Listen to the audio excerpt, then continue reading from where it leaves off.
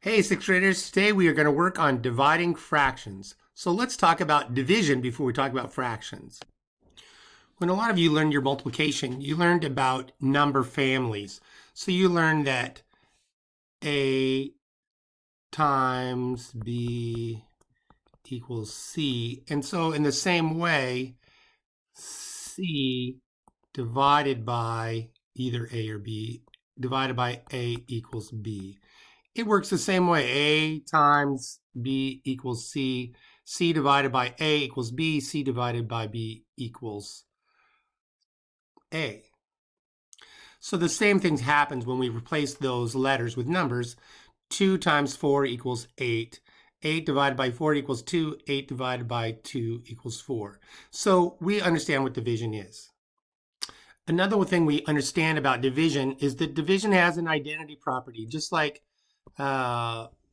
multiplication does. When you multiply something times 1, it's itself.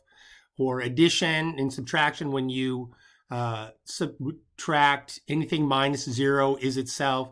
The same thing, anything divided by itself, A divided by A equals 1. Anything 7 divided by 7 equals 1.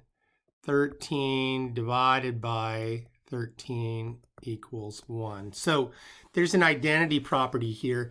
And what does that have to do with fractions? Well, let me tell you. In the same way as all those other numbers, if I have a fraction divided by itself, it equals 1. And you're going to see this example of this for number 36 and number 38 in today's lesson. But this really goes a long way to explaining the lesson here and how our algorithms for dividing fractions. So you're not going to have very many times when you have a fraction divided by itself. So look and see what happens. What do we do to have 1/3 divided by 1/3? What's our algorithm? Well, I'll tell you. We look at this number. This is the divisor, and we take the reciprocal of that number.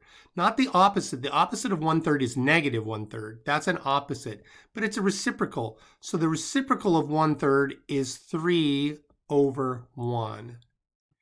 And so because we're gonna do that, we're gonna take this sign and we're gonna change it to multiplication.